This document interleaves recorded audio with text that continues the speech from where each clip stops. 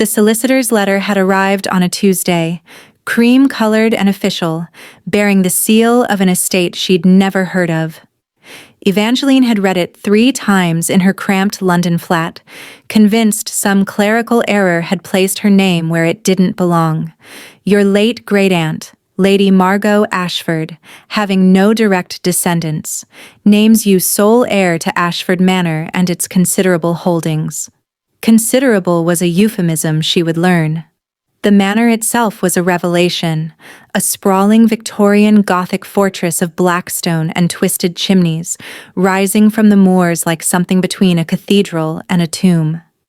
The autumn rain fell in sheets as her carriage wound through the iron gates, past gardens gone wild with thorns and overgrown roses the color of dried blood. Mrs. Holloway, the elderly housekeeper, met her in the entrance hall with a candlestick held before her like a ward against evil.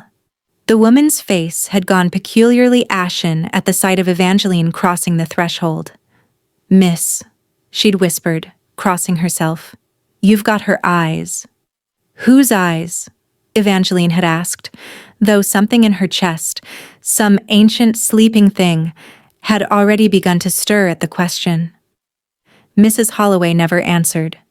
Instead, she'd led her through corridors draped in burgundy velvet, past portraits whose eyes seemed to track movement, their gilt frames catching candlelight like watching pupils. The manor smelled of old paper, furniture polish, and something else. Something metallic and faintly sweet, like copper left too long in the sun. The library was her sanctuary from the first moment. Evangeline had discovered it on her second day. A vaulted chamber of mahogany shelves and leaded windows that overlooked the gardens now silver with morning frost. 3 stories of books, some so ancient their leather spines had cracked to the texture of dried skin. She'd spent hours there, cataloging, breathing in the dust of centuries, and trying not to think about why she felt so profoundly at home in a place she'd never been. It was in the library's deepest corner, where the shadows pooled thickest and the air grew cold, that she found the portrait. Not hanging on a wall as the others were, but propped against a shelf in a room she'd assumed was merely storage. The canvas was immense, perhaps 6 feet tall, and the gilt frame was obscured by a black velvet cloth. When Evangeline pulled it away, dust scattered into the candlelight like startled moths. The man in the portrait arrested her breath. He was painted in the style of the 1890s, dressed in formal black and silver, his shoulders turned at an angle that suggested indifference to being rendered immortal. But it was his face that held her transfixed. Sharp-boned, aristocratic, with eyes the color of winter storms and an expression of such profound melancholy that she found herself aching simply to look upon it. His dark hair fell across his forehead.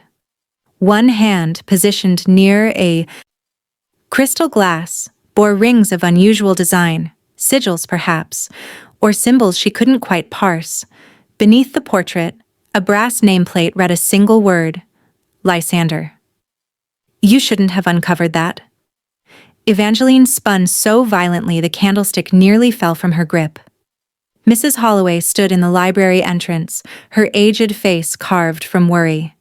"It's only a portrait," Evangeline said, though her heart hammered against her ribs. "A family member, I assume?" "Not family." The housekeeper's voice had become thin, fragile as paper.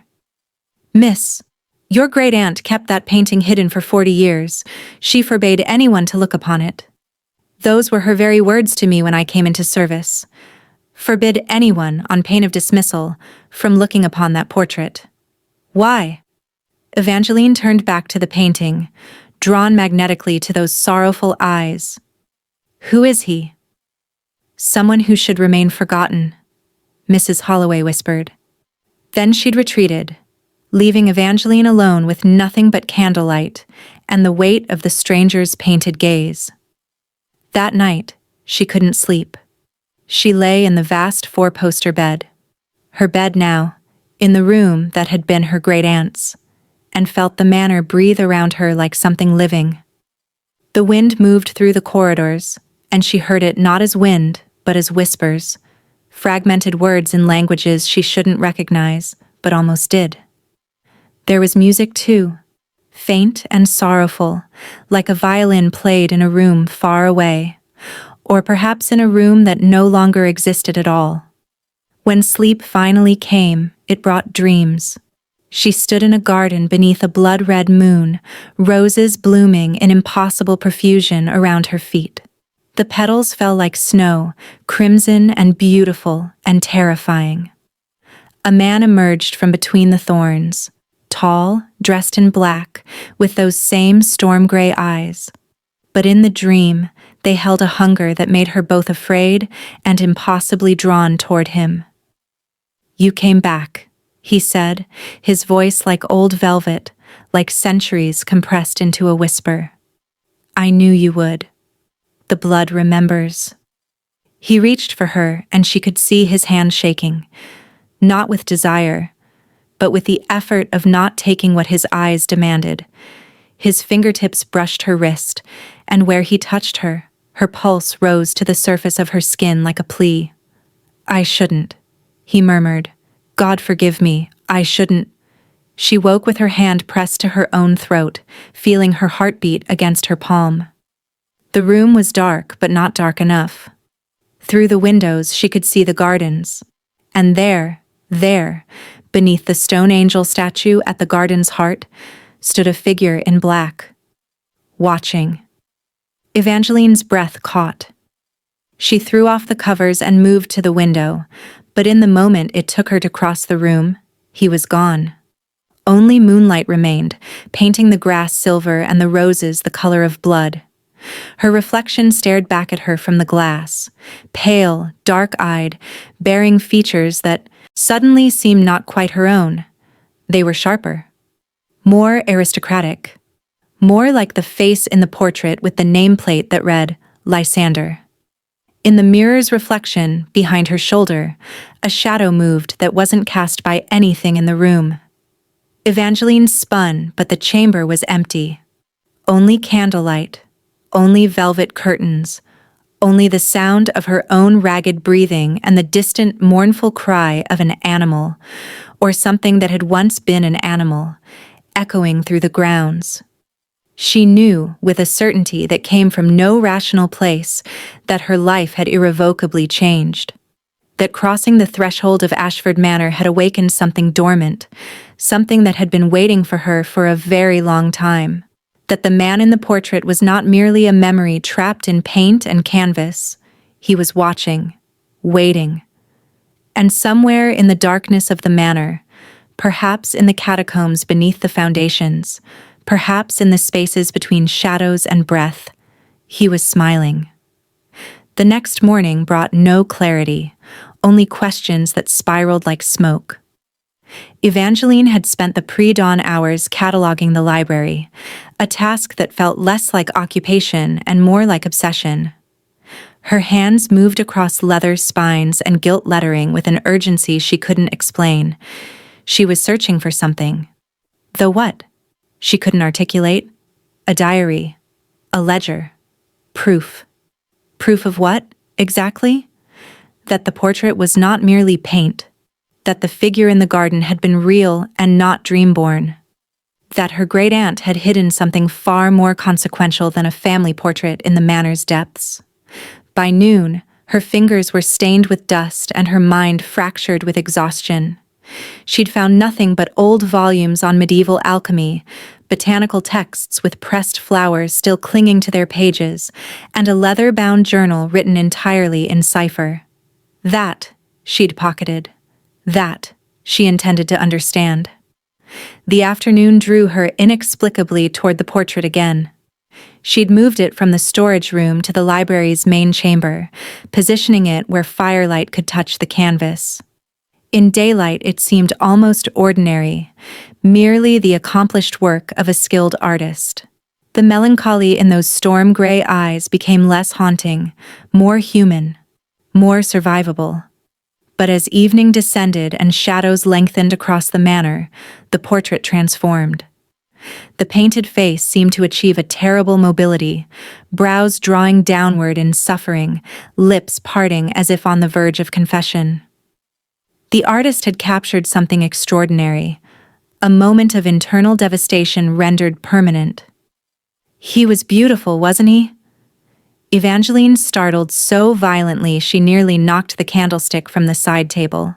Mrs. Holloway stood in the doorway, aged hands clutched before her like a prayer. The man in the portrait, the housekeeper continued quietly, before everything became complicated. This was the woman had volunteered in 2 days. Evangeline gestured to the high-backed chair across from the fireplace. Sit, please, and tell me who he is. You owe me that much. Mrs. Holloway hesitated, then settled into the chair with the careful movements of the very old. She stared into the fire for so long that Evangeline wondered if she'd retreated entirely into memory. Your great-aunt came to this manor as a bride, the housekeeper finally said. 60 years ago, that was. She was beautiful then. Not like you, but beautiful in her own fashion. She had fire in her. Ambition. Mrs. Holloway's clouded eyes grew distant.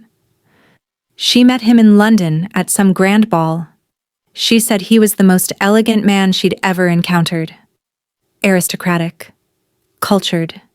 Impossibly drawn to her from across the room. Lysander, Evangeline breathed. The housekeeper's head snapped toward her. How do you... The nameplate beneath the portrait. Mrs. Holloway's shoulders seemed to collapse. She loved him, miss. Not as a woman loves a man, but as someone loves a star they can never reach.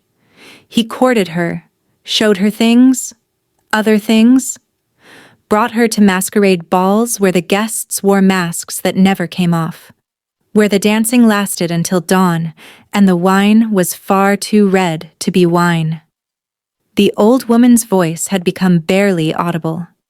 He told her the truth eventually, showed her what he was. What was he? What he is, miss. Some things don't end with age or death or the turning of years. Mrs. Holloway turned back to the fire. She chose your great-uncle instead. A good man, a human man. She married him and came here to the manor, and she forbade him, from ever crossing the threshold. She hid his portrait so she wouldn't have to see that face and remember what she'd refused. The library seemed to hold its breath. Outside, the wind had begun to rise, rattling the lead-paned windows. But he's here, Evangeline said. It wasn't a question. He's always been here, Mrs. Holloway confirmed, in the gardens, in the crypts beneath the manor, waiting. Your great-aunt left instructions in her will. She wanted you to inherit this place, wanted you to know the truth. She said. The housekeeper paused, gathering courage. She said the bloodline skipped a generation, that what she'd rejected, you might embrace, that there were choices to be made, and only you could make them. Evangeline felt the library tilt slightly around her. My bloodline? What do you mean? But Mrs. Holloway was already rising, moving toward the door with sudden urgency. Forgive an old woman her cowardice, miss. I've said too much and not enough, and I'm afraid of what comes next. She paused at the threshold. If he appears, when he appears, remember that he's been alone for so very long. Loneliness is its own kind of hunger. Don't let him devour you with it. Then she was gone, leaving Evangeline alone with the portrait and the rising darkness. That night the dreams returned, but they were no longer dreams. Evangeline found herself walking through the manor's corridors in her nightgown, drawn by a compulsion that bypassed her conscious mind entirely. Her feet knew the way, moving through familiar passages that she'd never consciously explored. Down, always downward. Toward the catacombs Mrs. Holloway had mentioned. The air grew colder as she descended. The walls wept moisture that gleamed like tears in the silver moonlight filtering through ancient slits of windows. She could hear music again, that same mournful violin, and beneath it, the sound of a man weeping. The catacombs opened into a vast chamber lit by hundreds of candles. The flames burned without flickering, maintained by some force she couldn't name. The walls were lined with stone caskets, arranged in geometric precision. And in the center of the chamber, kneeling before an altar carved from obsidian, was the man from the portrait. He was precisely as rendered in paint, tall, aristocratic, dressed in black velvet and silver. But he was also utterly real. She could see the rise and fall of his breathing, could see the tremor in his hands as he pressed them together in prayer or desperation. He looked up at her, and those storm-gray eyes widened with such raw anguish that she felt it echo in her own chest. "No," he whispered, "not you. I forbade it. I commanded the universe to keep you away from this place, from me. Mrs. Holloway told me everything," Evangeline said. Her voice didn't tremble, though her hands did. "About my great-aunt. About you." "Not everything," he said, and he rose with terrible grace. "Because the one thing that matters, the only truth that has ever mattered, is this. I've been alone for 300 years, and when I saw you walk through the manor doors, I felt my dead heart remember how to want, how to ache." He took a step toward her. "And I cannot have you. I will not." But even as he said it, he was moving closer. His hand rose as though drawn by forces beyond his control, and his fingers brushed the curve of her jaw. Where he touched her, her skin burned with cold fire. "The prophecy said you would come," he whispered, "that the bloodline would circle back, that the choice denied to your great-aunt would be offered to you. But I won't take it. I won't damn you as I've damned myself." His hand fell away, but in her blood, Evangeline felt him linger. An echo of touch, a hunger unspoken, a longing that spanned centuries. "What choice?" she breathed. He turned away, his jaw tight with suffering. "That is for you to discover, not for me to tell. Farewell, Evangeline. Dream of me no more." But he was already fading, becoming translucent, dissolving into shadow like a man made of mist. And Evangeline was on her back in her own bed, gasping, her skin tingling where his fingers had traced her face. Outside her window, the blood-red moon hung heavy in the sky. And in the gardens below, a figure in black stood motionless, watching her. Window, his shoulders bowed beneath the weight of centuries. For 3 days, Evangeline lived in a state of deliberate mundanity, as though by focusing on the ordinary, cataloging inventory, corresponding with solicitors, discussing the manor's repairs with the groundskeeper, she could convince herself that the supernatural manifestations were products of exhaustion and stress. It didn't work. Every evening at dusk, she felt him, a presence at the edges of her perception, like pressure building before a storm. Her pulse quickened, her breath came shallow, the very air seemed to hold its breath in anticipation of his arrival. On the 4th day, he came to her in daylight, a choice that felt like capitulation. Evangeline was in the manor's East Library, the smaller, less oppressive of the two, when the doors opened without a knock. Sunlight slanted through the windows at that particular angle that made the dust motes visible, transforming the air into something almost sacred. He stood in the threshold for a moment, letting the day touch him, and she saw him wince, not as though the light burned, but as though it carried recognition of guilt. "The sun doesn't hurt you," she observed, setting down her pen. "Centuries of folklore exaggerate," he said, stepping inside. The doors closed behind him with a soft whisper. "I don't combust into ash or crumble to dust. I simply prefer the dark." He moved with deliberate slowness, keeping distance between them. "It's safer. For both of us." Up close, in daylight unfiltered by dream or shadow, Evangeline could see the toll of his existence written in minute details. The way his eyes held infinite weariness, the way his hands sometimes trembled, as though barely containing an internal storm, the way his voice carried layers of centuries, each word shaped by decades of solitude. "You're suffering," she said quietly. "Yes," he acknowledged, with no attempt at deflection. "That, at least, is the one truth I will not obscure. I have been suffering for 300 years, and I have become expert at it, proficient, nearly comfortable, if comfort is even possible for something like me." He took a seat across from her, maintaining distance as though she might shatter if he came too close, or as though he might shatter. "Your great-aunt was kind," he continued, in her rejection. She understood that some forms of love must remain unfulfilled, that some eternities are merciful precisely because they're lonely. She built walls around this manor, protections. Magic that prevented me from venturing beyond the grounds, from seeking distraction in the wider world. Punishment and mercy intertwined, as all the best curses are. Why did she do that? Evangeline leaned forward, drawn by questions that had no answers in any rational framework. Because if I could have left, I would have followed her, would have watched her marry, bear children, age into wisdom and then into frailty, would have seen her die. His eyes met hers, and in them she glimpsed the true horror of immortality. She understood that even a vampire's heart can break, perhaps especially then. She saved me from that by binding me here. He stood abruptly, unable to remain still. He moved to the window, presenting his profile, all aristocratic lines and centuries of suffering. "Your bloodline carries something unusual," he said quietly.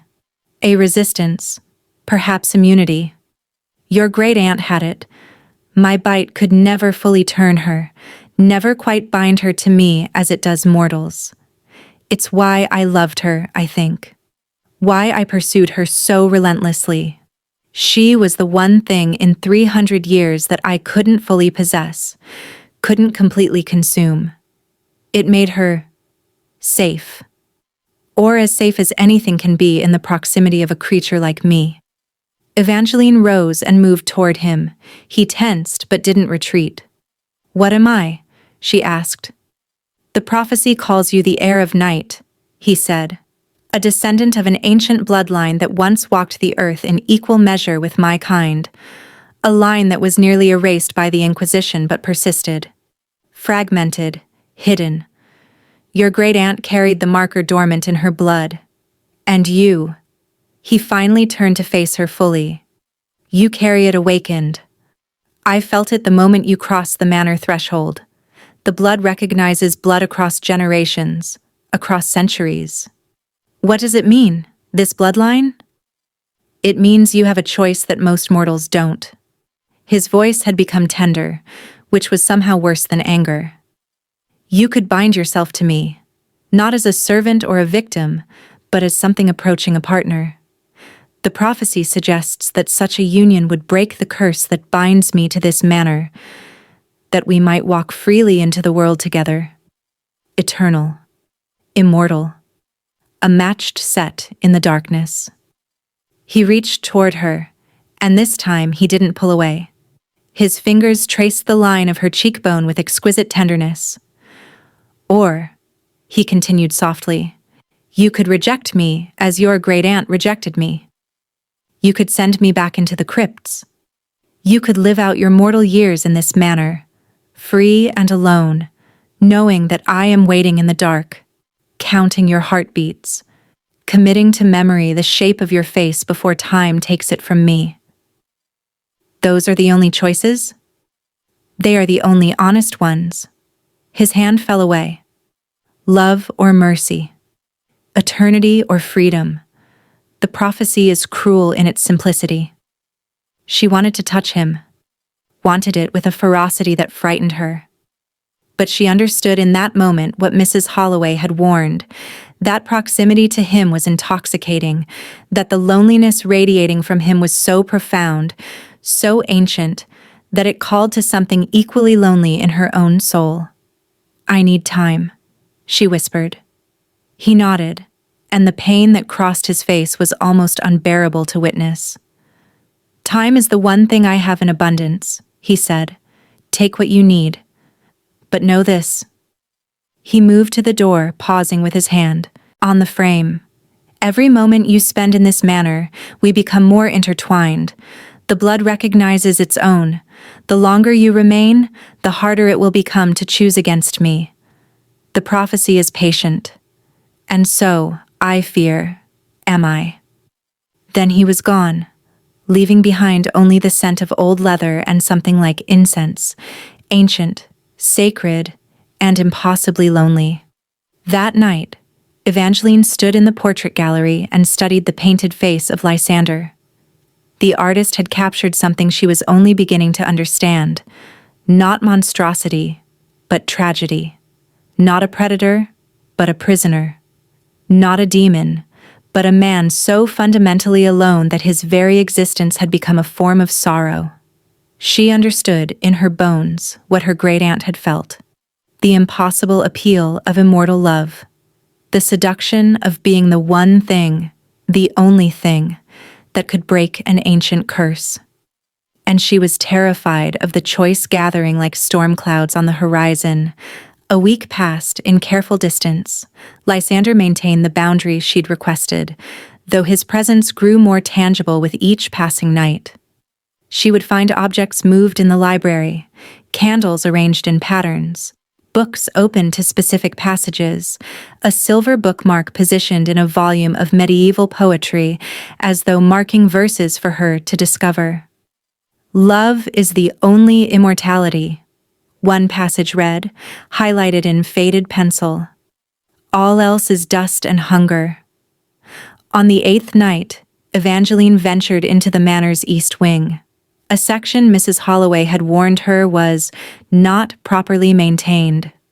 She carried a candelabra and wore only her nightgown, as though part of her knew she was walking toward an inevitable conclusion.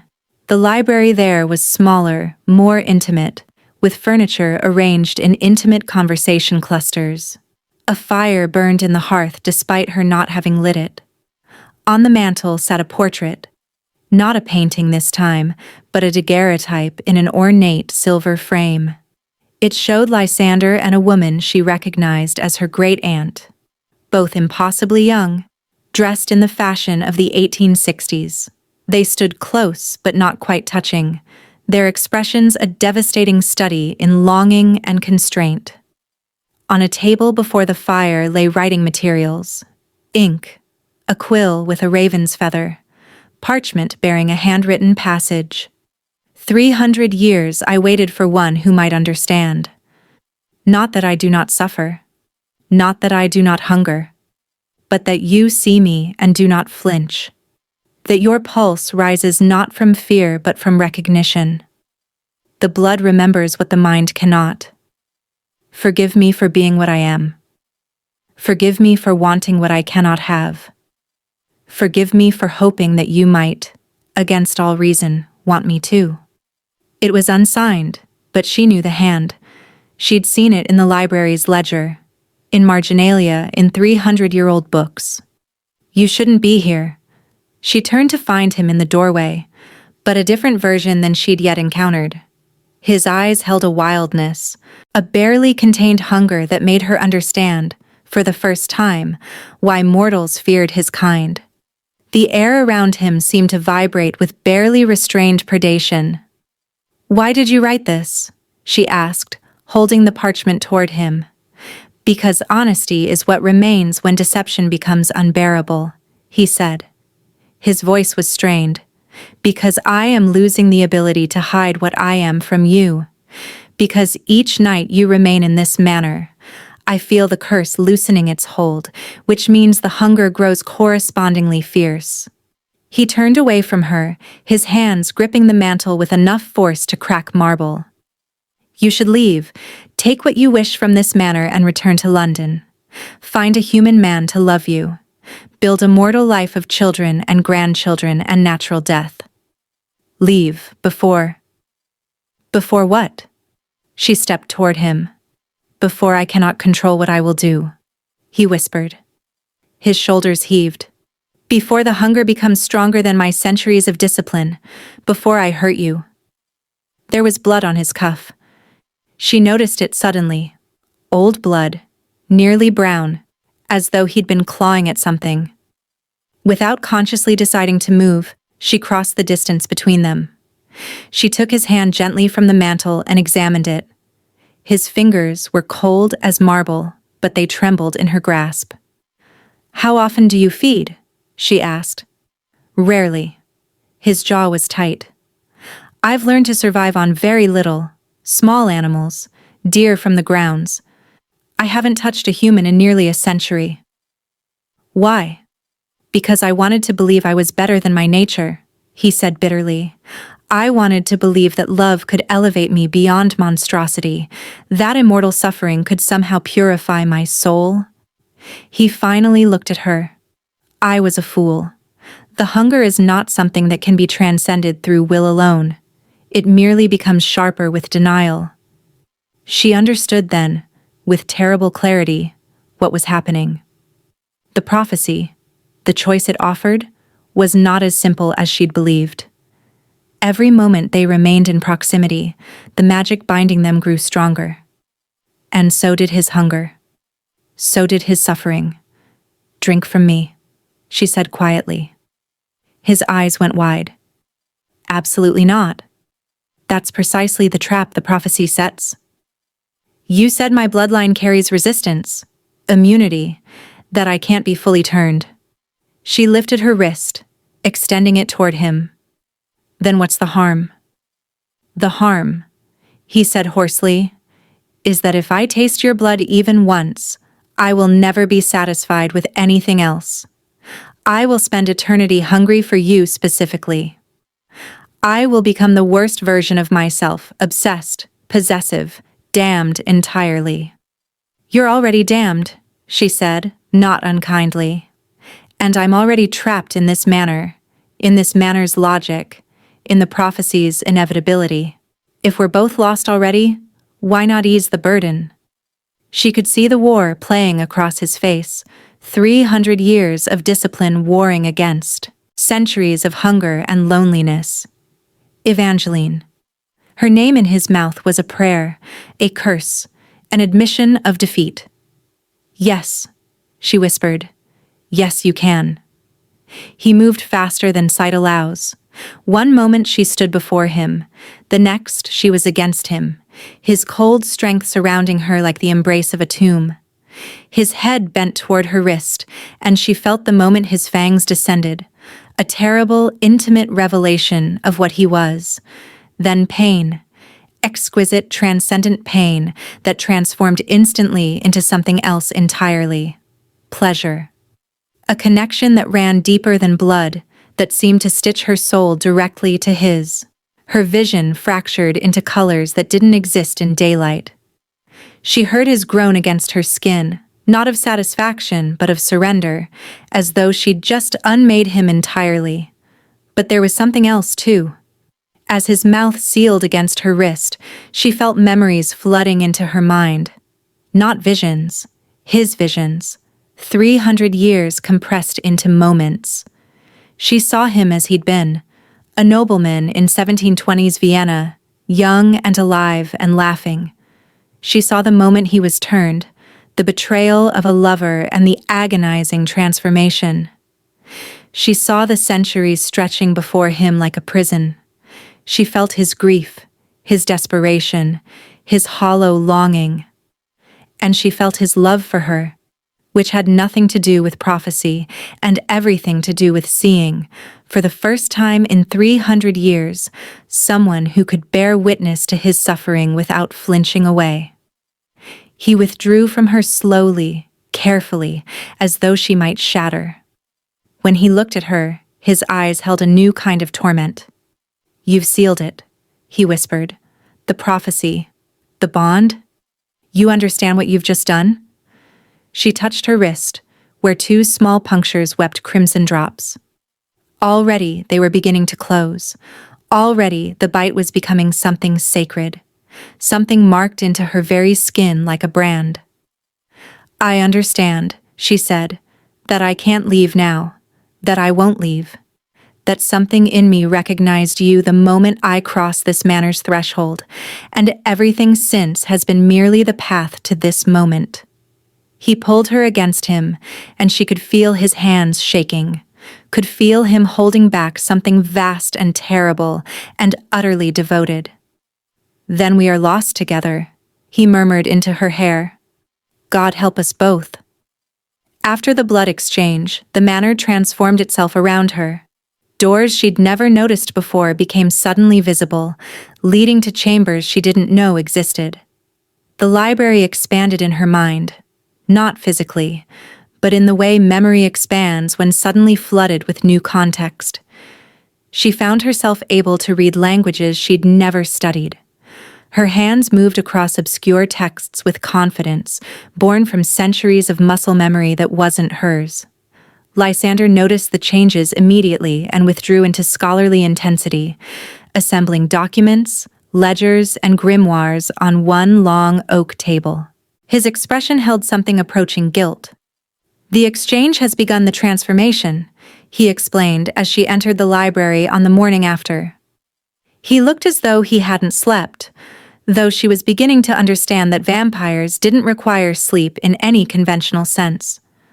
"The prophecy proceeds. Your bloodline is awakening." "Tell me about it," Evangeline said, settling into the chair across from him. "My bloodline, the prophecy, all of it." He exhaled slowly, gathering centuries of explanation into coherent language. "Before vampires were created, or rather, before we became corrupted into what we are now, there existed a covenant between human bloodlines and something more ancient than Christianity itself," he began, his fingers tracing symbols in a dusty volume. "A pact made when the world was younger and magic ran openly through veins. Some humans carried the capacity for immortality in their blood without needing to be turned. They were meant to be bridges between our kinds, neither fully human nor fully vampire, but something transcendent. And I'm descended from one of these bloodlines? Your great-aunt was. She carried the dormant markers. Your mother, who died when you were young, I believe, carried them too, but even more recessed. And you." He looked up from the text, and his eyes held something like awe. "You carry them awakened. It's rare, extraordinarily rare. The Inquisition burned most bloodlines like yours, hunted them, fearing that such hybridity was heresy against both God and nature." Evangeline found herself drawn to one of the grimoires, a massive tome bound in what looked disturbingly like human skin. Without consciously choosing to read it, she understood its contents. A genealogy. Her genealogy. The names spiraled backward through time. Catherine, born 1847. Margaret, born 1812. Elizabeth, born 1763.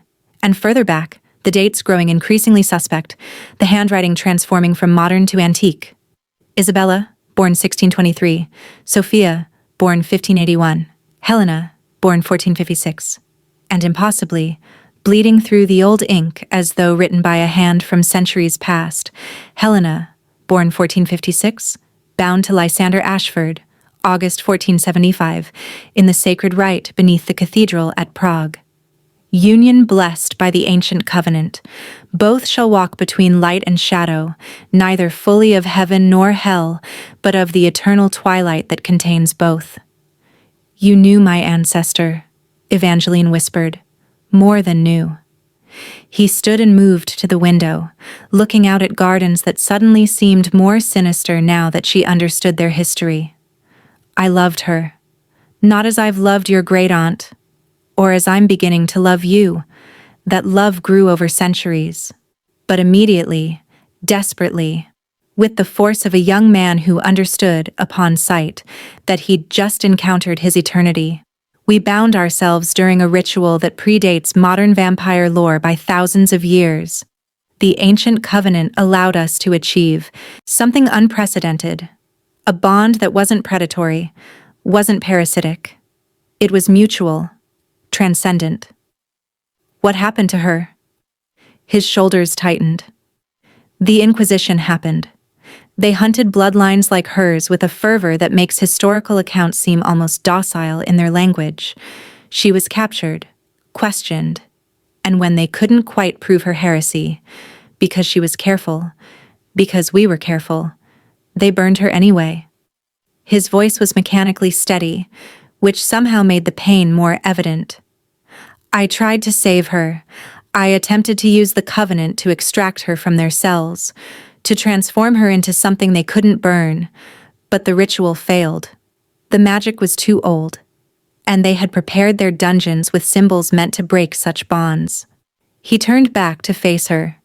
She died screaming my name, and I have spent 450 years believing myself incapable of love precisely because I survived it. Because I lived while she burned. Evangeline felt tears rising, though she didn't fully understand why she was weeping for a woman dead for 5 centuries. And the prophecy? She asked quietly. After Helena's death, the few remaining members of her bloodline went underground. They created genealogies in code, protected records, built safeguards into their bloodlines to ensure that if one like Helena was ever born again, we would recognize her. He moved to another ledger, this one more recent. The prophecy states that in 7 generations, the bloodline would awaken, that the heir of night would be born with the capacity to undo the curse of my existence, that we would have the opportunity to complete what was broken in Prague centuries ago. You mean, understanding bloomed. We could bind ourselves, like you and Helena. Yes. His voice was barely audible. But the prophecy includes a caveat, a cruel one. The binding can only occur if it's chosen freely, in full understanding of what it means. And it requires a sacrifice. Something vital must be surrendered for the covenant to hold. What kind of sacrifice? He met her eyes fully. In Helena's case, she was prepared to surrender her mortality, to be transformed entirely, not into a creature like me, but into something new. A true bridge between worlds. He paused. But there's another option, available only if the awakened heir is unwilling to surrender humanity. The Ancient One, the vampire who loves her, can surrender immortality instead. Can become mortal, aging as humans age, dying as humans die, but only if the bond is powerful enough to facilitate such a transformation. Evangeline understood the impossible mathematics of what he was offering. Love so absolute that it could rewrite the fundamental rules of existence. And if I refuse entirely? She asked. If I reject the prophecy? Then I remain as I am, bound to this manor, waiting for another generation, another awakening, another chance. He smiled with infinite sadness. The prophecy is patient. It will wait as long as it must. She wanted to ask which option he wanted her to choose. Instead, she found herself asking, "What would you choose, if you could?" For a long moment, he was silent. Then, "I would choose you, in whatever form I could have you. But the prophecy suggests that the choice belongs to you, and you alone. I have had centuries to choose. It's only fair that you have time to decide." Outside the library windows, the autumn sun was setting, painting the sky in shades of blood and gold. And Evangeline understood that time was becoming a luxury neither of them could truly afford. Every day that passed, the bond between them deepened. Every night that she remained in the manor, the prophecy tightened its grip. She was running out of moments to choose freely. The hunger came suddenly, not his hunger, but hers. It began as a thirst she couldn't name. Water offered no relief. Food turned to ash in her mouth. She found herself drawn to raw meat, to the smell of blood on the grocer's apron when supplies were delivered. It terrified and thrilled her in equal measure.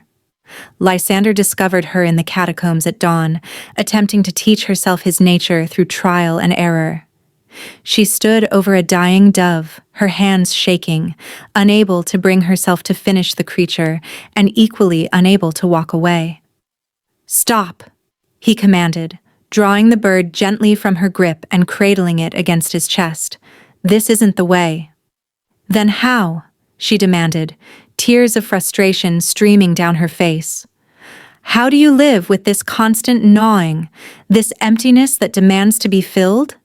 He took her hand and led her through chambers she'd never consciously explored, deeper into the catacombs where the walls seemed to weep with age.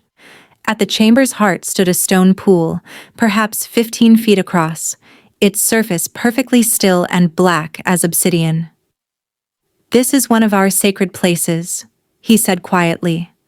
"Created by the oldest covenant, long before the Inquisition, before Christianity itself. The blood memory dwells here.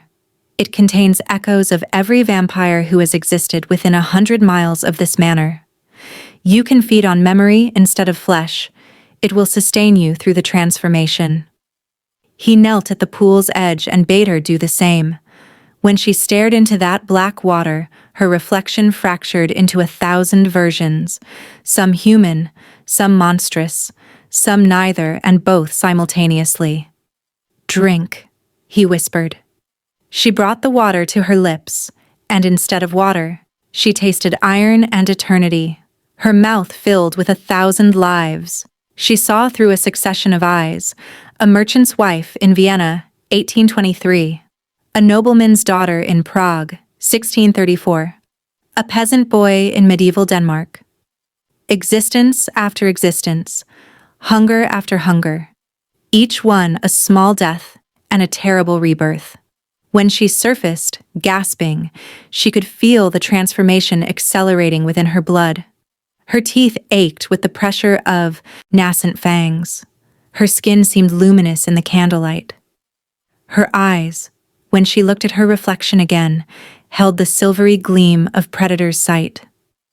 "What am I becoming?" she whispered. "Neither," he said gently. "And both. The blood memory is showing you what you could be, but the final form is your choice to shape." They returned to the manor as the sun rose, and she understood, with sudden shocking clarity, that she wasn't experiencing transformation as vampires typically did. Her body wasn't dying and rising into undeath. Instead, she was becoming something more subtle, a being who existed in the spaces between states. Alive, but not bound by living's rules. Mortal, but not subject to mortality's limitations. That evening, Lysander brought her to the manor's east wing, to a chamber she somehow knew had always been meant for her. It was decorated in the style of Renaissance Prague, with tapestries depicting the blood rites of ancient times. The bed was four-posted, carved from black wood, draped in scarlet velvet. Above it hung a mirror of such age that its glass had begun to cloud. "We need to accelerate the bond," he explained, his voice carefully neutral despite the tension radiating from him. "The transformation requires anchoring, and you need to see, truly see, what I am. Not the lover or the scholar, but the full truth." "Show me," she said. He undressed slowly, and she watched his body transform in the candlelight. His skin became luminous, traced with symbols that seemed burned into his very flesh, sigils of the ancient covenant. She understood somehow. When he turned to face her completely, she saw his true form beneath the glamour. Not monstrous, but utterly alien. A being constructed from centuries of hunger and pain, held together by will and centuries of discipline. His fangs descended fully, and she saw that they weren't teeth at all, but crystalline structures that caught and refracted the candlelight into fractured rainbows. "You can refuse," he said quietly. "Even now, the prophecy allows for refusal." Instead, she rose and moved toward him. She reached out and touched the symbols on his chest, and where her fingers traced them, his skin responded. The marks glowing faintly, responding to her touch as though awakening. "I'm not refusing," she said. What followed was not lovemaking in any conventional sense. It was something far older and more fundamental, a fusion of two beings at the level of blood and bone and soul. He moved into her with terrible gentleness, and everywhere they touched, light bloomed. The symbols on his skin transferred to hers, burning themselves into permanent residence. She felt her body opening to receive him, not as a woman receives a man, but as one immortal receives another, achieving a union that transcended physical joining. When he brought his mouth to her throat, she felt not fear, but recognition. Her pulse rose to meet him, an invitation, a welcome, a completion of a covenant, made 500 years before in a Prague cathedral. The bite, when it came, was transcendent. It was every feeding that had ever occurred in the history of his kind, compressed into a single moment of absolute intimacy. She could taste her own blood in his mouth and feel his hunger transform into something sacred, not consumption, but communion. As he fed, she felt the prophecy shifting. The ancient magic that had bound him to the manor began to crack like ice under spring sun. The walls of the manor themselves seemed to shudder with the release of centuries of stored power. When they finally stilled, dawn was breaking outside the windows. She was still alive, still breathing, still possessing a heartbeat. But she could feel the liminality of her existence now. She could see in complete darkness, could hear the song of a mouse moving through the walls, could sense the fear scent of every living creature for 100 yards in any direction, but more importantly, she could feel him, completely, utterly, as though his consciousness had become partially her own and hers had become partially his. "The transformation is nearly complete," he said, his voice still rough with the feeding. "Soon you'll face a choice. The covenant will demand it. You'll have to decide which form will be your true one, mortal or immortal, lover or bride of eternity." She turned to look at him and saw, in the mirror above the bed, two figures who seemed to glow with inner light. A man and a woman, yes, but also something far more ancient and profound, two halves of a covenant broken centuries before, finally reunited. "What happens if I choose you?" she asked. "Completely and eternally?" He took her hand and pressed it against his chest, where his heart beat with an unnatural rhythm, not the pumping of blood, but the thrumming of magic itself.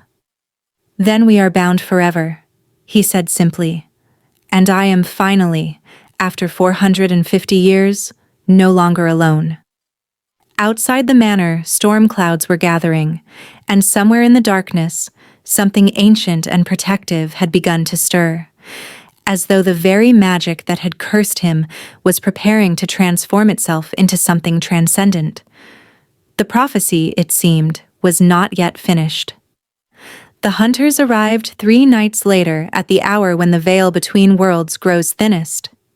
Evangeline was in the library when she first sensed them, a disturbance in the fabric of magic that surrounded the manor. The wards, ancient and powerful, had begun to protest.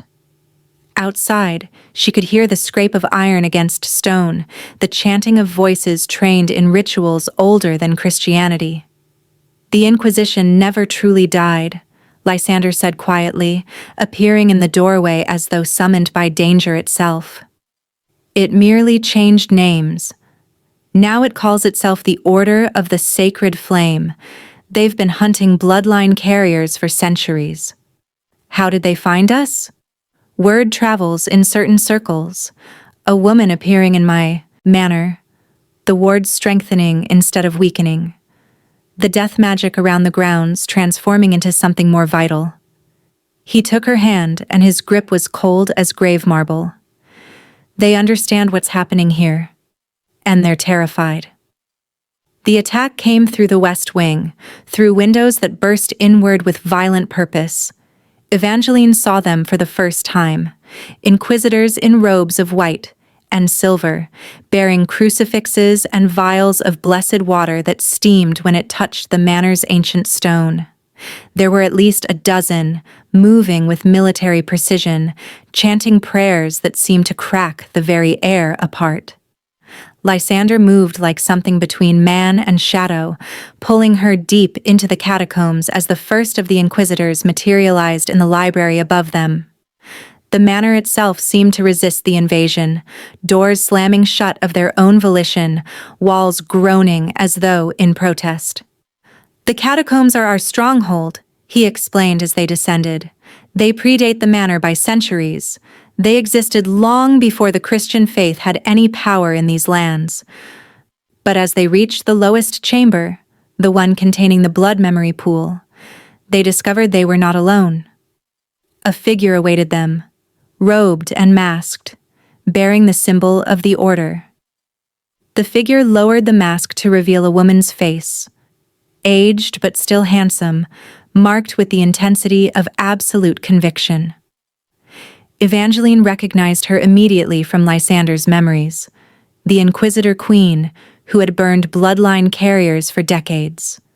The woman who had, 5 centuries ago, ordered Helena's burning. "Impossible," Lysander breathed, moving protectively in front of Evangeline. "You would be over 600 years old." "I was turned to eternal service," the woman said, her voice carrying an accent that had survived centuries. "Just as you were, creature, but I was blessed by God rather than damned by Satan. I have walked this earth as his instrument, hunting abominations like you and the witches who carry corrupted blood." "Helena," Lysander said, and the pain in his voice was absolute. "What did you do to her?" "What was necessary?" The woman raised a blessed crucifix, and where its light touched Lysander's skin, he hissed in agony. "The bloodline carriers were heresy against the natural order. Your bond with her was sacrilege. I saved her soul by burning her body." The crucifix's light intensified, and Lysander fell to one knee, his skin beginning to blacken where the radiance touched him. Evangeline felt something awakening in her, something ancient and furious and utterly alien. She stepped forward, and the symbols that Lysander had transferred to her skin during their union began to glow. The ancient covenant responded to her will, and the air around the Inquisitor Queen suddenly felt heavy with old magic. "You cannot hurt him," Evangeline said, and her voice was no longer entirely her own. It carried the echoes of Helena, of all the women in her bloodline, of the ancient ones who had walked the earth before Christianity claimed dominion. "The covenant protects what is sacred. And this—" She gestured to the space between herself and Lysander, where light seemed to bloom. "This is sacred." The blood memory pool began to rise, its black water taking form, not as a flood, but as a figure made entirely of blood and ancient magic. Evangeline understood what it was. A manifestation of Helena herself, summoned by the depth of Lysander's longing and the power of the covenant awakening. The Inquisitor Queen tried to flee, but the blood figure caught her. There was no violence precisely, no fangs or rending, but merely a connection. Centuries-old magic meeting the corrupted immortality that had kept her alive. The woman convulsed, and when she fell, she was herself again, aging rapidly as though all the years she should have experienced compressed into moments. She died as an old woman, her face softening as it registered surprise at her own mortality. Above them, the manor seemed to scream. The inquisitors retreated, whether by choice or compulsion, Evangeline couldn't determine. When she and Lysander emerged from the catacombs hours later, the manor was still standing, but transformed. The wards had changed from protective barriers to something more like welcoming lights. The grounds had erupted in flowers, impossible flowers, blooming despite the season, growing in colors that didn't exist in nature. "The curse is breaking," Lysander said quietly, holding her as the first tentative rays of dawn touched the horizon. She did it. Your ancestor. She freed me. We freed you, Evangeline corrected, resting her head against his chest. She could feel his heartbeat, still unnatural, still thrumming with magic, but less tortured somehow, less alone. In the gardens they found Mrs. Holloway standing motionless, tears streaming down her aged face. "Is it over?" she asked. "The Inquisition?" Lysander shook his head. "There will always be those who fear what they don't understand. But this chapter is concluded." He took Evangeline's hand. "The manor is free. The covenant is unbroken. And we—" He trailed off as Evangeline felt the final wave of transformation wash through her. It was gentle now, accepting. She could see herself in the manor's windows, no longer entirely human, but not quite vampire either. Something between, something new. "The prophecy says we have a choice to make," she said quietly. "The moment of deciding whether to surrender mortality or immortality."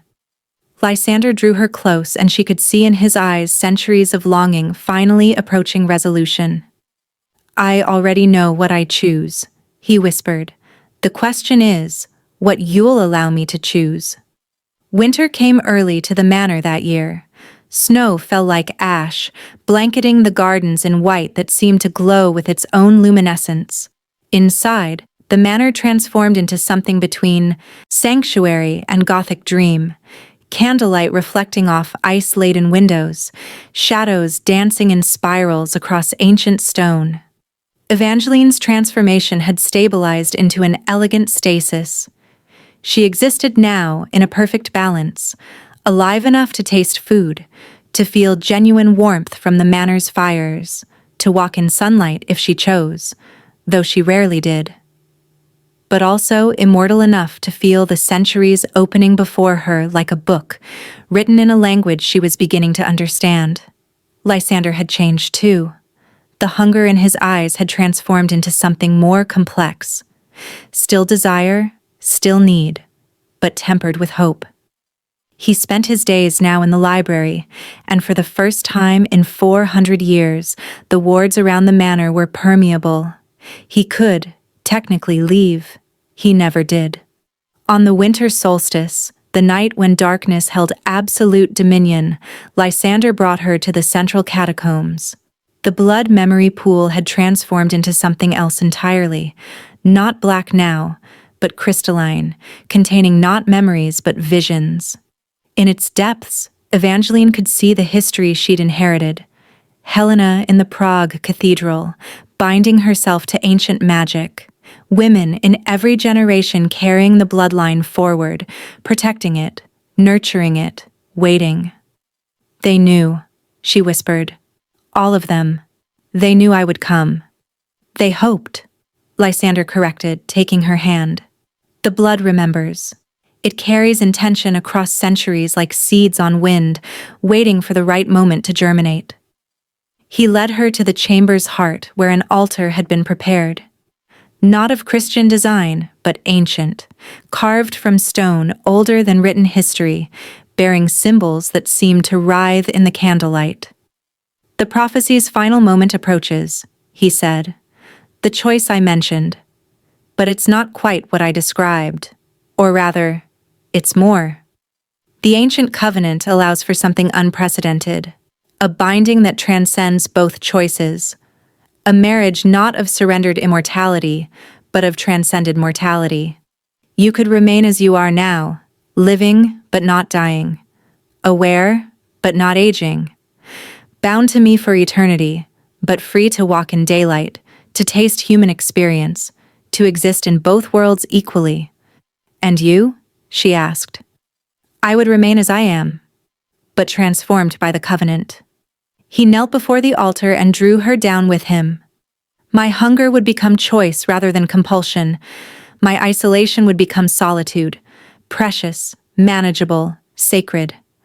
And I would have you, across centuries, across whatever ages of the world come next." He drew a small obsidian blade from his sleeve and, before she could protest, made a shallow cut across his palm. The blood that emerged was not red but silver, seemed to glow with inner light. "Your turn," he said gently. She took the blade with steady hands and cut her own palm. Where her blood emerged, it was scarlet deepening to crimson, but it too carried that inner luminescence. When he took her hand and brought it to meet his, the blood mingled, and where it touched, light bloomed. The altar responded, suddenly alive with ancient power. The symbols carved into its surface began to glow, and Evangeline could feel the spell taking form around them. This was real magic. Not the corrupted rituals of the Inquisition, but something older and more fundamental. The magic that existed before God or devil claimed dominion, when the world was still young enough to hold multiple truths simultaneously. "Say it," Lysander whispered. "The words of the ancient covenant. They're in your blood now. You know them." She opened her mouth, and in a language that predated Latin, predated the Celts, she spoke words of binding, of eternal commitment, of two beings choosing each other across the gulf of mortality and immortality, creating something new from the fusion of both. As she spoke, the pain of the transformation she'd undergone transformed into something ecstatic. Her skin seemed to light from within. She could see through Lysander's eyes as well as her own, could feel his centuries of longing finally achieving resolution, could sense centuries yet to come opening before them like a garden in eternal bloom. When she finished speaking, the blood on their joined hands had created a mark, a symbol burned into their skin permanently, visible as scar tissue, but glowing faintly with inner light. "It's done," Lysander breathed. "We are bound. The covenant is sealed." The catacombs trembled, and the manor itself seemed to shift. When they emerged hours later, they found the world transformed. The curse that had bound Lysander to the grounds for 450 years had dissolved entirely. The manor's wards had reoriented themselves, transforming from prison into sanctuary. The gardens had bloomed into impossible perpetuity, roses of every color under a sky that seemed to contain both night and twilight simultaneously. But it was what Evangeline saw in her reflection that brought tears to her eyes. The mark of the covenant ran down her left wrist like a ribbon of silver fire, and when she looked at Lysander, she saw its mirror on his right wrist, their marks designed to meet, to complete, when they held hands. "We can leave," Lysander said quietly. "If you want to. The manor is no longer a prison. We could walk into the world as husband and wife, or lovers, or whatever form our bond chooses to take. We could exist in places of beauty. We could—" She interrupted him by taking his hand, watching as their wrist marks met and created a circle of perfect light. "I don't want to leave," she said. "Not yet. Maybe not ever. This place—" She gestured to the manor, to the gardens, to the catacombs below. "This place is haunted by love now instead of hunger, by hope instead of despair. I want to stay here, with you, and learn what eternity tastes like when it's chosen, rather than cursed." He pulled her close, and this time there was no restraint in his embrace. Only the unfettered love of someone who had been alone for 450 years and had finally been granted permission to be alone no longer. "Then we'll stay," he whispered, "and we'll teach the manor to sing again." Outside, the first snow of winter began to fall, each flake seeming to glow with its own inner light, as though the very sky had learned to echo the joy that bloomed between them. Spring came to Ashford Manor with the force of resurrection. The gardens exploded into color, not merely flowers but blossoms of impossible shades, fruits that grew in defiance of season, herbs that shimmered with traces of old magic. The manor's stones seemed younger somehow, less burdened by age. Even the air tasted different, sweeter, charged with potential, alive with the echo of ancient power made manifest through love rather than curse. 3 months into their covenant, Evangeline woke to find Lysander standing at the library window, watching the sunrise with an expression of such profound peace that she nearly wept to see it. "I'd forgotten," he said as she moved to join him. "I'd forgotten what the dawn looks like when it's not a threat, when it's merely day, light, time moving as it should move, rather than as torture." She took his hand, feeling their wrist marks pulse with that soft silver glow that had become as natural as breathing. The covenant had transformed their physical forms in subtle but important ways. Evangeline was still technically alive. Her heart still beat, though more slowly than a human heart. But she could also move between night and day as easily as Lysander, could exist in full sunlight without discomfort. She was becoming something perfectly poised between states. Lysander, too, had changed. The hunger that had defined his existence for centuries had not disappeared.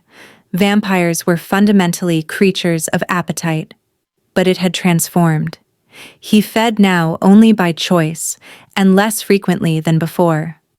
More importantly, the feeding no longer held dominion over him.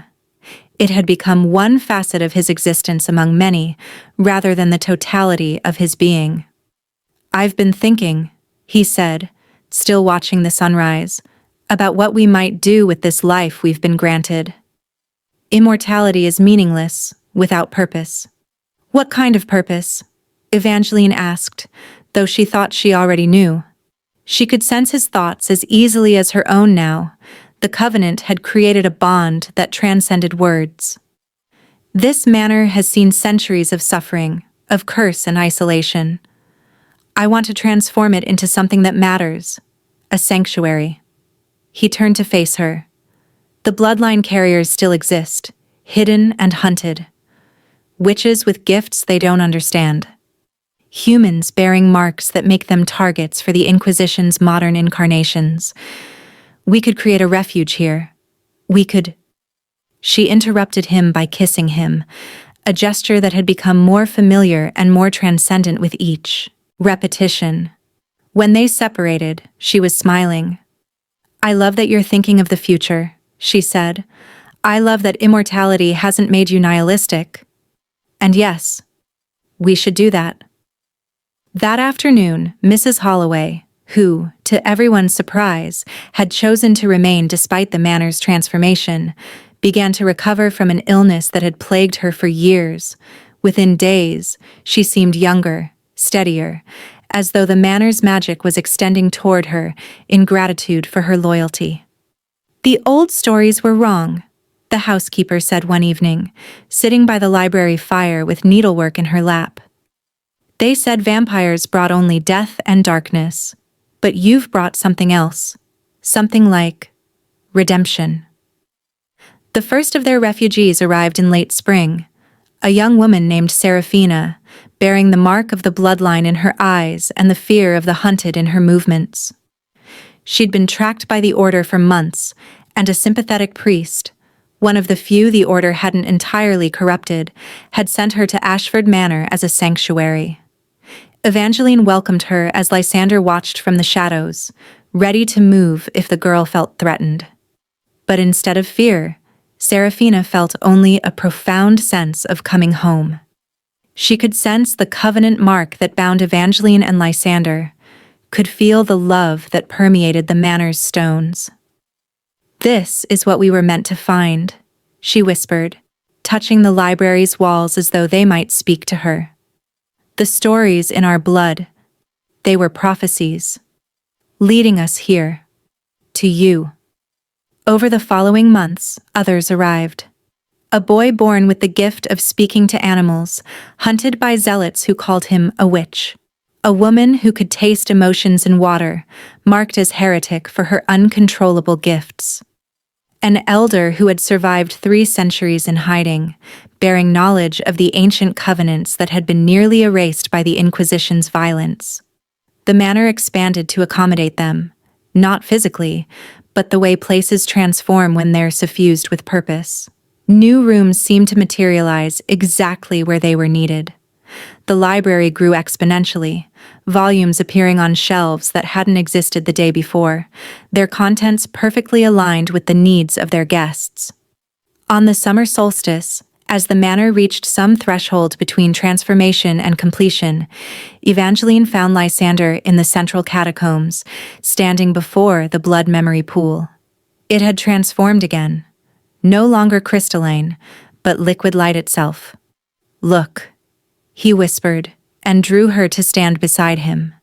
In the pool's surface, she could see reflections that weren't quite reflections, visions of the manor as it would be in future centuries.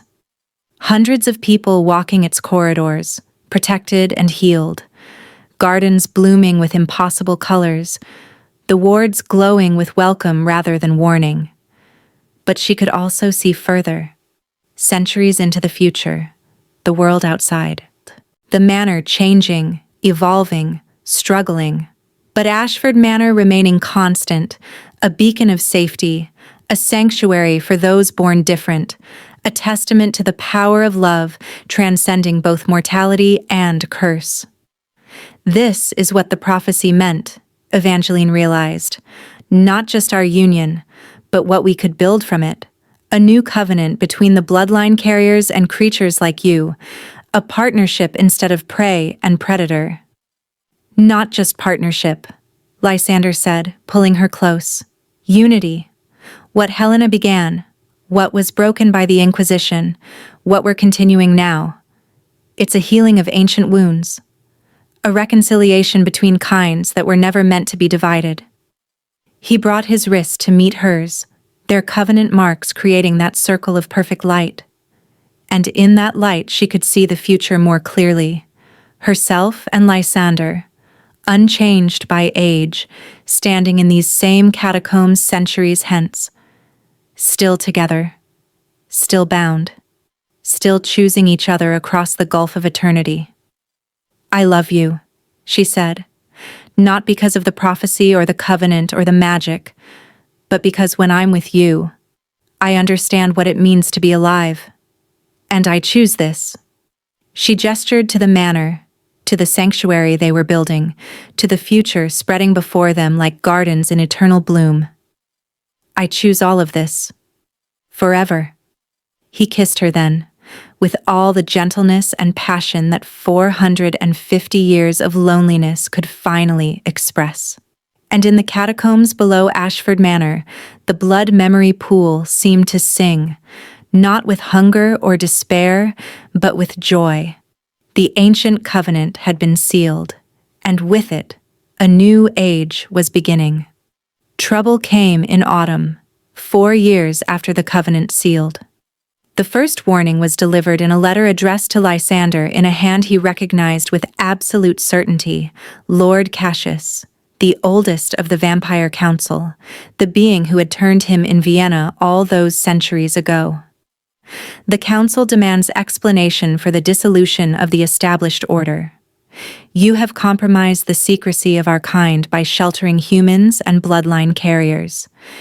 You have created a beacon where darkness should remain concealed. This is unforgivable. We come for accounting. We come for justice. We come for you. Lysander read the letter in silence, then destroyed it methodically in the library fire. But Evangeline had already sensed the content through their bond, a thin thread of consciousness that linked them even when miles apart. "They're coming," she said quietly. "The council." "Yes," Lysander acknowledged. "I expected this.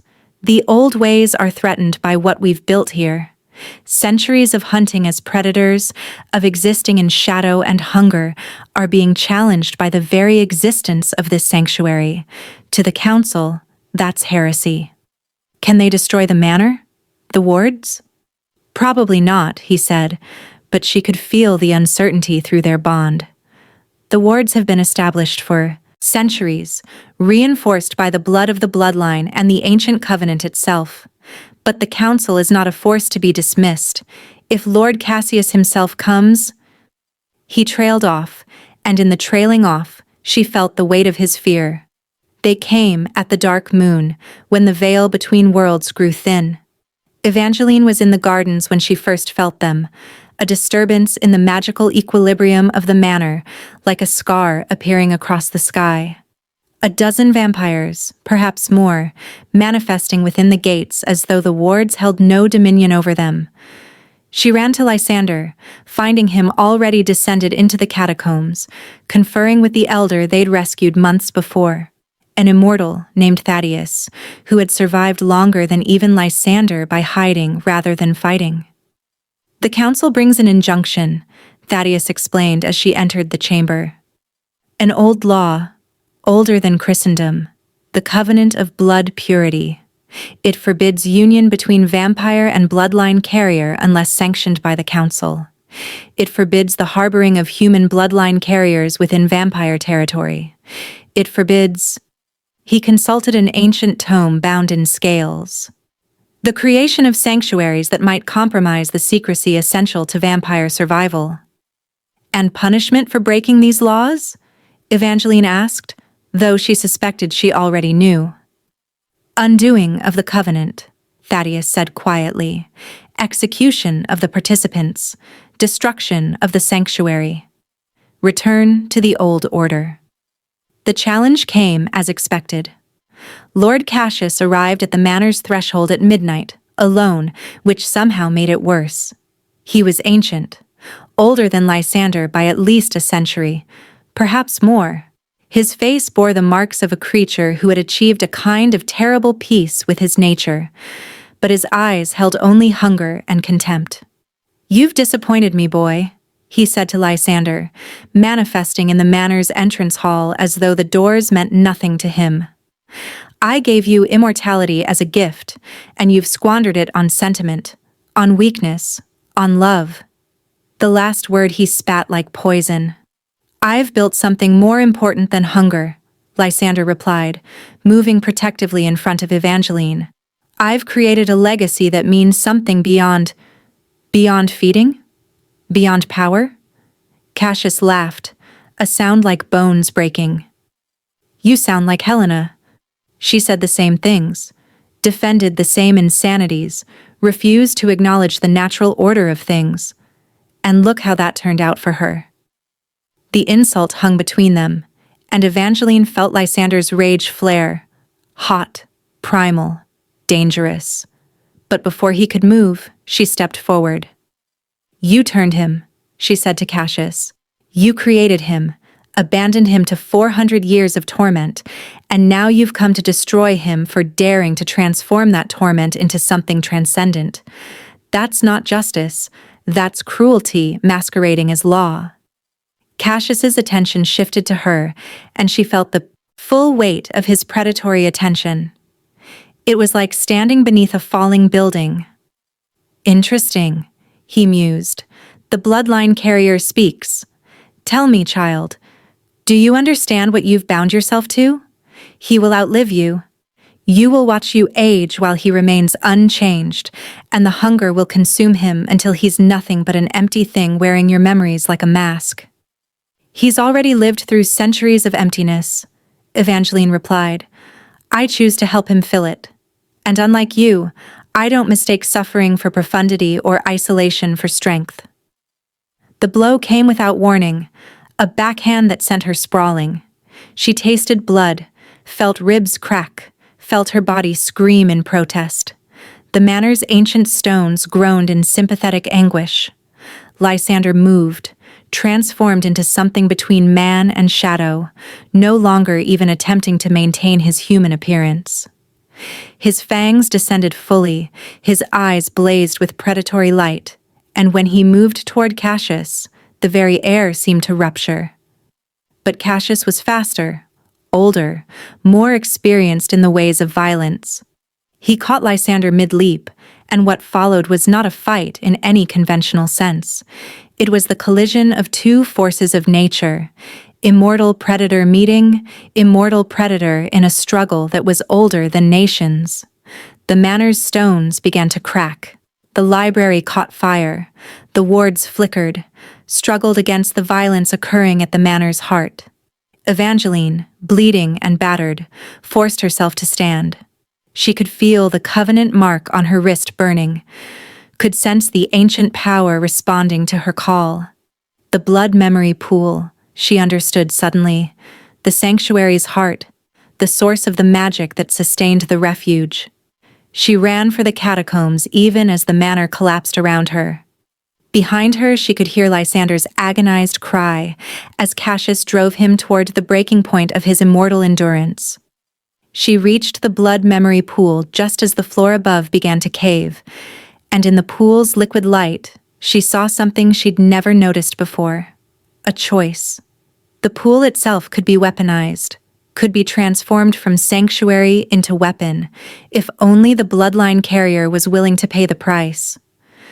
Without hesitation, Evangeline plunged her arms into the pool. The sensation was indescribable.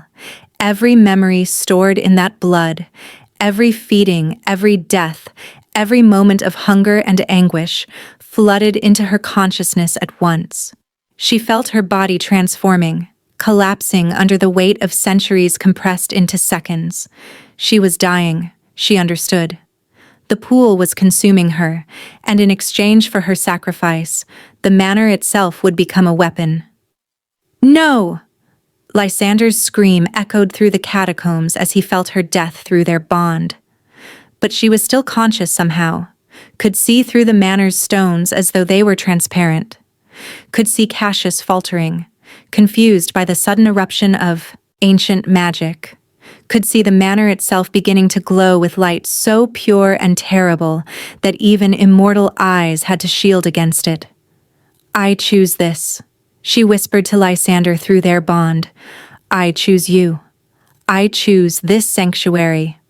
I choose—" And then she was dissolving into light, becoming one with the manor's magic itself, transforming from woman into force of nature. Her body was gone, but her consciousness remained, woven into every stone, every shadow, every candlestick burning in eternal flame. The manor shuddered, and Lord Cassius was thrown back, driven from the sanctuary by power older than the council, older than vampire law, older than anything the immortal world had learned to fear. In the wreckage of the catacombs, Lysander knelt where Evangeline's body had been, knelt in the pool of liquid light, crying out her name in a voice that carried the weight of 450 years of loneliness returning all at once. But in the manor around him, the stones seemed to sing with her presence. She was gone, and she was everywhere. The manor was both ruined and perfectly preserved. Lysander walked through corridors that seemed to exist simultaneously in states of destruction and wholeness. The walls bore scars from the battle, yet candlelight burned steadily in fixtures that had been shattered. Books lay scattered on the library floor, pages torn. Yet when he opened one, the words were perfect, untouched, readable. It was as though the manor existed now in a state of superposition, balanced between decay and eternity. And everywhere, in every stone, every shadow, every whisper of wind, he could feel her. For 3 days he neither moved nor spoke. He sat in the central catacombs beside the blood memory pool, which had transformed one final time. It no longer contained liquid but light itself, pure and crystalline, and within that light moved shapes and shadows that were almost recognizable as human. "She's not gone," the elder Thaddeus said quietly, manifesting beside him with the quiet courtesy of one immortal addressing another in their darkest hour. "She's transformed, changed into something the prophecy didn't quite account for, something beyond mere binding, beyond even covenant. She's become one with the sanctuary itself." "That's not alive," Lysander whispered. "That's obliteration." "Is it?" Thaddeus gestured to the light in the pool. "Then why do I feel her consciousness? Why can I sense her awareness responding to the sanctuary's needs? She chose this not because she wanted to die, but because she understood that some forms of love transcend the distinction between death and life." On the 4th night, Lysander heard her voice. It wasn't auditory precisely, more a resonance that occurred directly in his consciousness, bypassing his ears entirely.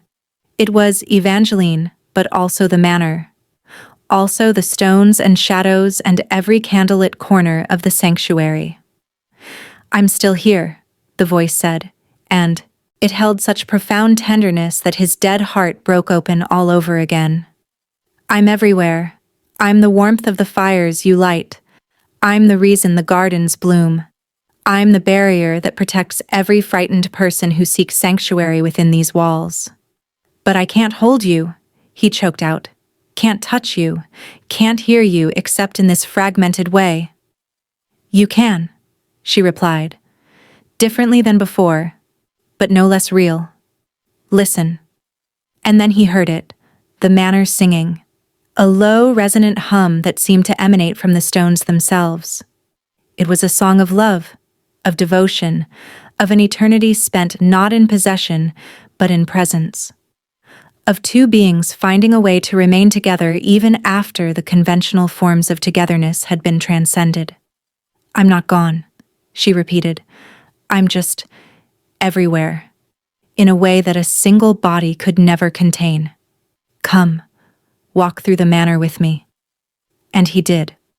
For hours, Lysander moved through the sanctuary that he and Evangeline had built, and as he moved, he began to perceive the presence that suffused it all. In the library, he could feel her joy at the sight of knowledge preserved.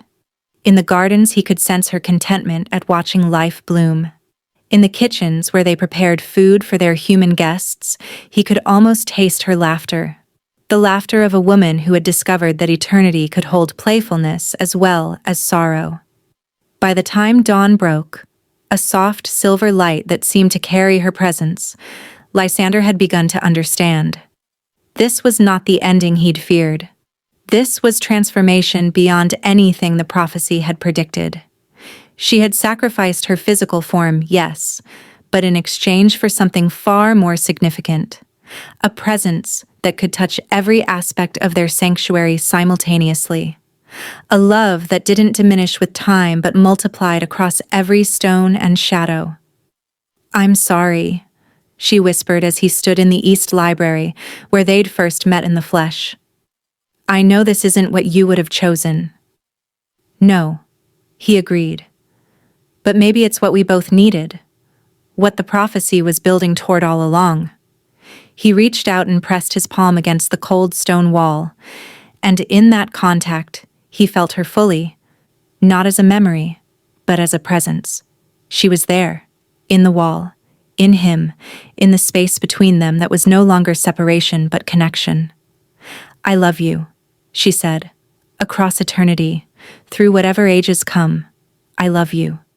"And I love you," he whispered, "in all your forms, in flesh and now in stone, in light and shadow, in every moment that the manor exists." The seasons turned, years passed. Lysander remained Ashford Manor's master and keeper, but he was no longer its master in any proprietary sense. He became instead its guardian, ensuring that Evangeline's sanctuary thrived, that her vision of refuge and protection expanded. More bloodline carriers arrived, more hunted humans seeking safety. The manor grew, or rather, it revealed more of itself. Chambers that seemed to materialize exactly where they were needed, extending in directions that shouldn't be geometrically possible. And through it all, Evangeline was present. She learned, through her connection to the manor's magic, to communicate more clearly with those who visited. Guests would report feeling embraced by warmth, guided toward safety, comforted in their darkest moments. They called it the manor's blessing. They spoke of the spirit that dwelled within its walls, protective, loving, profoundly female in its essence. Mrs. Holloway lived to see the sanctuary's 10th year of operation before passing peacefully in her sleep, having served through her long life and even into death becoming part of the manor's legacy. A century passed. On the anniversary of Evangeline's transformation, Lysander stood in the catacombs where it had occurred. The blood memory pool had evolved into something unprecedented, not quite liquid, not quite light, but a substance that seemed to exist between states. And in its depths, the forms that moved were more clearly defined now. Evangeline, but also others. Previous generations of bloodline carriers who had died defending the sanctuary. Humans who had poured their love into these walls. All of them, somehow, preserved in the very fabric of the manor itself. "Does it still hurt?" he asked, addressing the pool, addressing the manor, addressing the love that had transformed everything. "No," came the response, and it held such peace that he understood finally that she wasn't mourning her sacrifice. She had become something far greater than an individual. She had become the sanctuary itself, eternal, unchanging, devoted to the protection and succor of everyone who sought her embrace. "But I miss your touch," she added, a whisper of tenderness in his thoughts. "I miss the warmth of your body, the beating of your heart against mine, the simplicity of loving someone when we both occupied space in the physical world." "I know," he said. "So do I. But this." He gestured to the sanctuary around them, to the lives being saved daily within its walls. "This is better than anything I could have imagined. This is immortal love in its truest form. Not possession, but presence. Not hunger, but devotion." He pressed his forehead against the pool's surface, and in that contact, he felt her completely. They existed together in the spaces between moments, between states of being, between mortal and immortal, between curse and blessing. And as the centuries rolled forward, as the world outside changed and shifted and transformed, Ashford Manor remained constant, a beacon of sanctuary, a testament to love transcending every barrier, a proof that the deepest bonds between souls could survive even the annihilation of individual form. In the manor's stones, in every candlelit corner, in the laughter of refugees finding safety, in the singing of the wind through ancient halls, Evangeline and Lysander remained. Not separate, not together in any conventional sense, but unified in a way that transcended every form of togetherness the mortal world could comprehend. Eternal, devoted, home.